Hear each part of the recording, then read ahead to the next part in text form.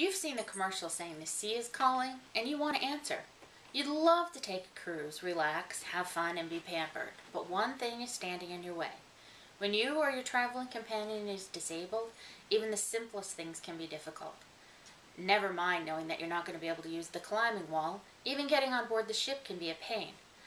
While Royal Caribbean has been voted the best cruise line for disabled guests, there are a few simple changes they could make that would substantially improve guest experiences. Today we're going to discuss the advantages of increasing accessibility options for Royal Caribbean.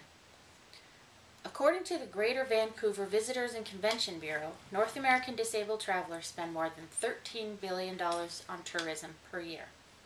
This amount is expected to increase as the baby boomer population continues to age. Disabled guests include those who are permanently disabled and those who are temporarily disabled because of illness, surgery, or accident. More than 54% of disabled guests report experiencing serious obstacles while traveling. Stairs, long corridors, narrow doorways, and lack of accommodations for visual and hearing impaired guests are all obstacles to a great vacation. Perhaps most importantly, guests may not be treated, as visually impaired guest Orly Shamer put it, with respect and dignity. Royal Caribbean has been voted the best cruise line for disabled passengers.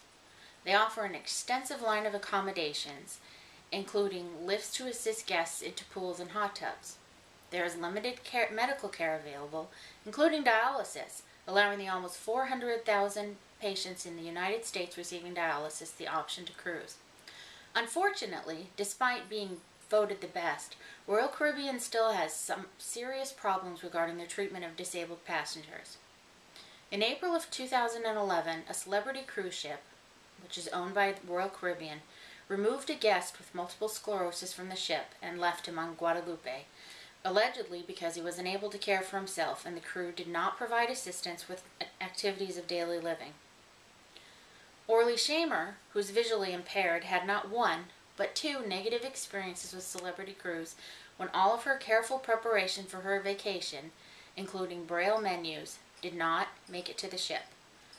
The crew refused to assist her with simple tasks like reading to her, telling her she had to rely on her husband instead, which severely limited her independence and dignity.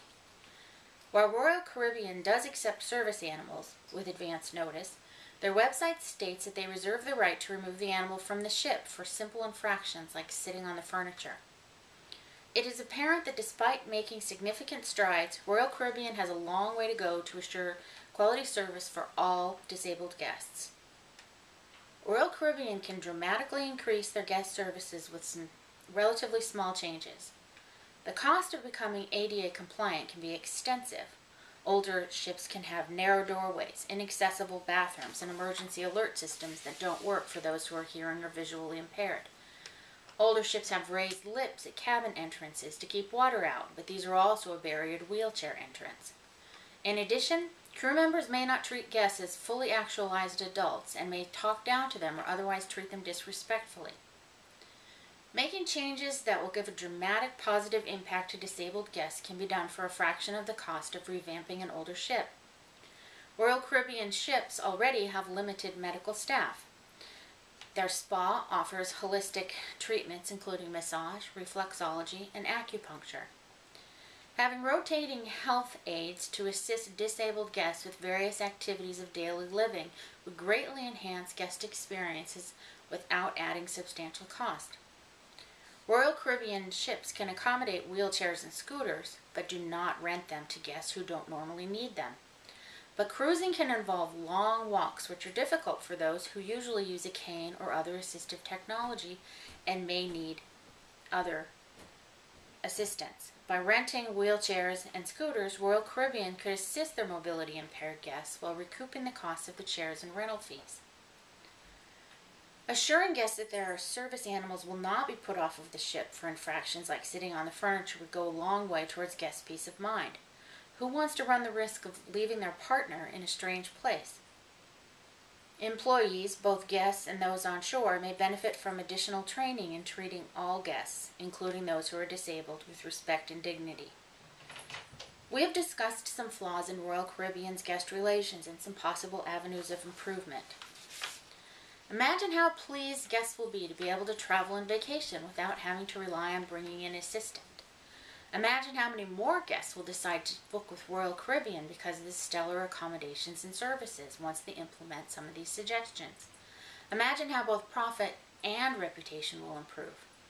These kinds of changes won't just work for this one particular cruise line. They can be implemented in a variety of hospitality and venues. Hotels that offer amenities like massages could also easily add health aids to allow guests more independence. Hotels could also offer transportation from airports that accommodate wheelchairs. Written materials should be available in Braille, and sign language interpreters should be on site.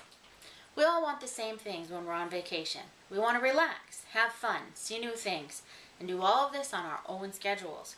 We want to be treated like everyone else. We should all do everything within our power to make this happen for everyone, regardless of their state of health.